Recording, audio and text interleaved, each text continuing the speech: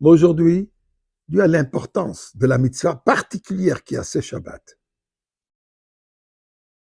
et comme c'est relié à les événements d'aujourd'hui, je veux plutôt parler de cela et voir comment c'est relié à l'histoire. Restez avec moi, on en discutera ensemble. Mais d'abord, bien sûr, merci à Kadosh Baruch Hu. Thank you Hashem, merci Dieu pour tous les miracles et les miracles éminents que tu vas nous faire. Espérons encore aujourd'hui même. Mizmar le soidori la den koloret. If do sadene besimcho boy le fanobe. Non non, du kadene welim hu sonne bla nachlam tsamari soy. Boy shor soid khatsroy se bisi le hoyd le bachush boy. Itoy va donner le lom khasde via deux vodor emun soy. Prenons de la tzedaka. Et ensemble, Erev Shabbat. Shabbat Zachor. Le Shabbat de mémoire. Commémoration.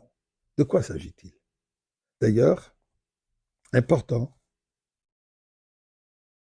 c'est une mitzvah biblique que ce Shabbat, homme, femme, enfant, soit présent à la lecture de la fin de la paracha de la semaine. On va lire d'abord la paracha de Tetzavé, la paracha de cette semaine, mais alors ensuite, nous allons lire la fin de parachat Ki-Tetzé, où la Torah nous enjoint de la mitzvah de Mechiat Amalek, de se souvenir, d'effacer totalement. Aucune trace ne peut rester d'Amalek.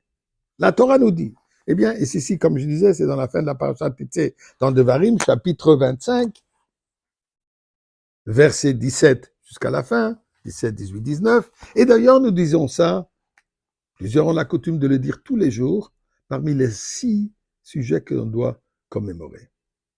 Alors la Torah dit, Zachor et asher asa lecha Amalek. Souviens-toi ce qu'Amalek t'a fait quand, au moment que tu as quitté l'Égypte. Il t'a rencontré en chemin. Il t'a attaqué ceux qui étaient les faibles, qui sont restés en arrière. Et Dieu dit, tu étais fatigué, et lui, Amalek, ne craignait pas Dieu. Qu'est-ce qui est arrivé? À ce moment, le monde entier craignait le peuple juif et Dieu. Ayant vu comment le peuple juif a été libéré d'Égypte, ayant vu l'ouverture de la mer, le monde avait peur du peuple juif, surtout de la manière comment ils ont vu que Dieu les soutient, que Dieu, tout ça, c'est un peuple miraculeux. Viens, Amalek, qui dit, V'lo yareh alekim, lui, il n'a pas peur. Il est venu nous attaquer, il a perdu, mais il a fait des dommages. Quel dommage? Il a semé au sein du monde. Il ne faut pas avoir peur. Vous voulez les respecter? D'accord. Prenez-les en considération? Oui. Mais ce n'est pas la fin du monde. Leur force n'est pas si grande que ça. Leur pouvoir n'est pas absolu.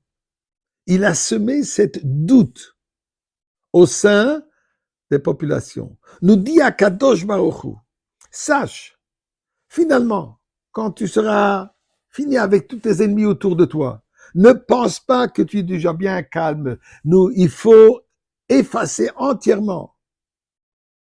Timchet zecher Amalek mitachat hashamayim lo tishkach.